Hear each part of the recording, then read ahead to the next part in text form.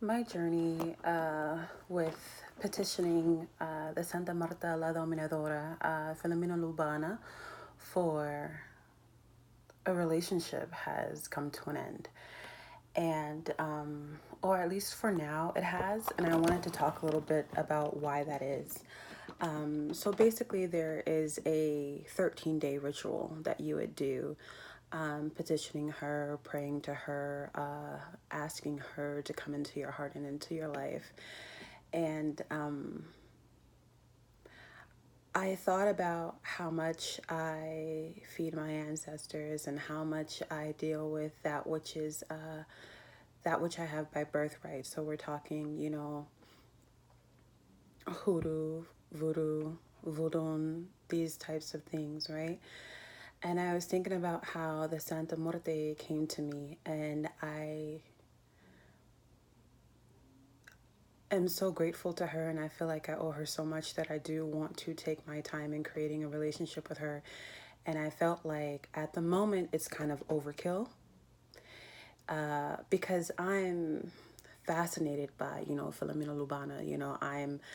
I'm inspired, and I'm, all these kind of things, but I'm just like, when it comes down to the relationships that I already have, like, they need my attention. And if I'm being completely honest, like, a lot of what I wanted to do, or what I feel like I wanted to do with Filomena Lubana, was selfish. And I guess what I mean by that, not necessarily selfish, but like, I used to be a very forgiving person, like to an extreme. And there are those laws of the universe where it's like, however far the pendulum swings to the left, it's going to swing to the right. So what I'm trying to say is that now I'm damn near merciless. Like, I'm not forgiving you. I'm petty. It's it's not the best place to be in. And Filomena Lubana is very righteous. And part of the reason that is a 13-day ritual is because it's supposed to filter out. It's like a 101 course when you go to a university and there are like, 4, 5, 6, 700 people in your class. I went to a huge major university, so that's my story. But basically, it's supposed to filter you out. It's supposed to filter out the insincere, those who are, weak at heart, or those who don't have the endurance. And I do not believe at this current time in my life that I have the endurance to give Filomena Lubana, Santa Marta La Dominadora, what she deserves from me. And I would caution anybody who is in my boat to just, let it go. Like, I mean, knowing the proper offerings and having the knowledge and all that stuff and doing rituals the right way, that's one aspect of an acceptable, sacrifice offering, etc. Having the right heart and the right mind is another ordeal.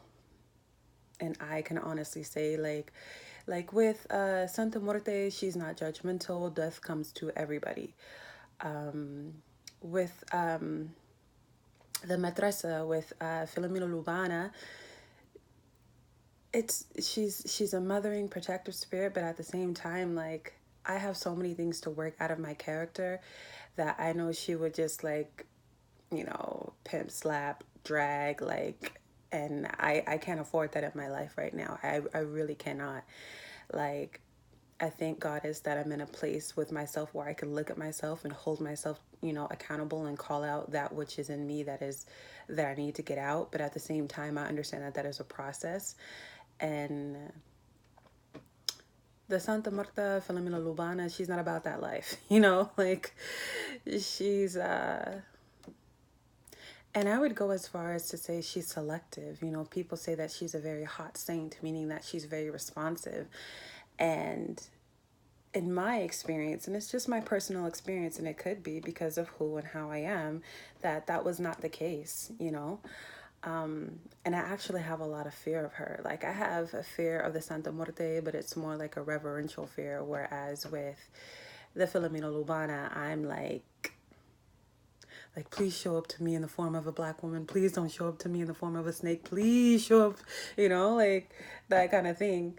So, with that being said, it is because of my sincere respect for her and who and how she is, that I have stepped away from that, and I'm just choosing to focus on my ancestors and that which I have laid birthright to, and the Santa Muerte, just because Santa Muerte, she came to me, and I can never forget her for that. I can never, the gratitude on that is steep, it's high.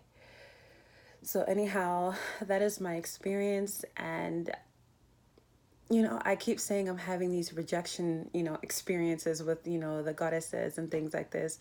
But at the same time, like, I have such a drawing, like, lately, like, even when I say, like, thank goddess, like, it flows out of my mouth so naturally, because most people are like, oh, thank God, and I'm just very into the divine feminine at this point, to the point where I'm barely working with anything male.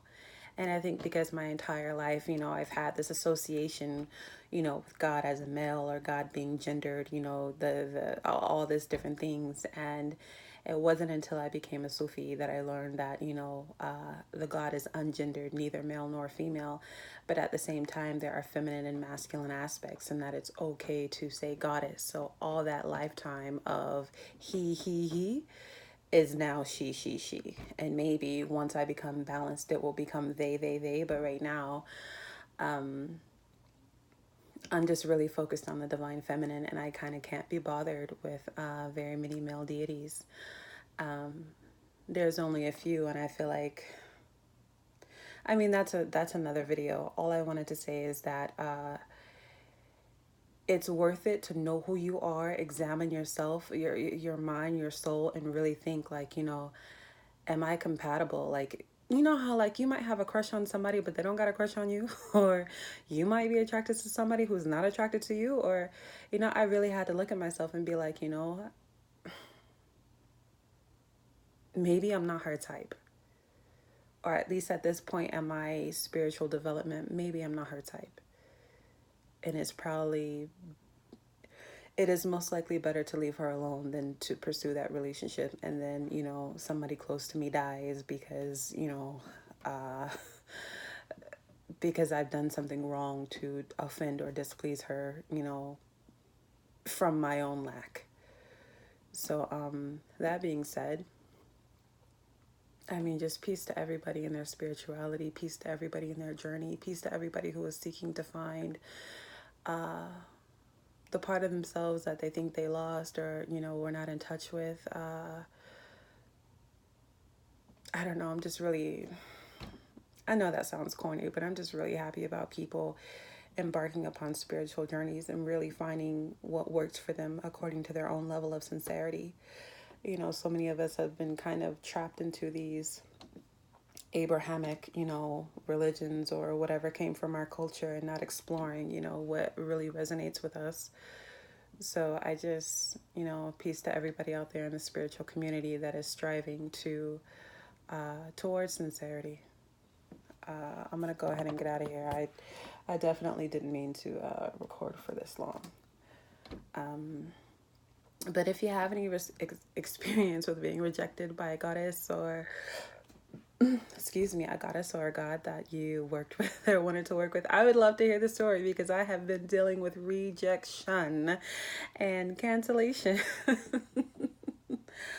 All right, y'all. Thank you so much. How am I gonna? Okay, let me get over here and stop the video. Oh, had to fit out.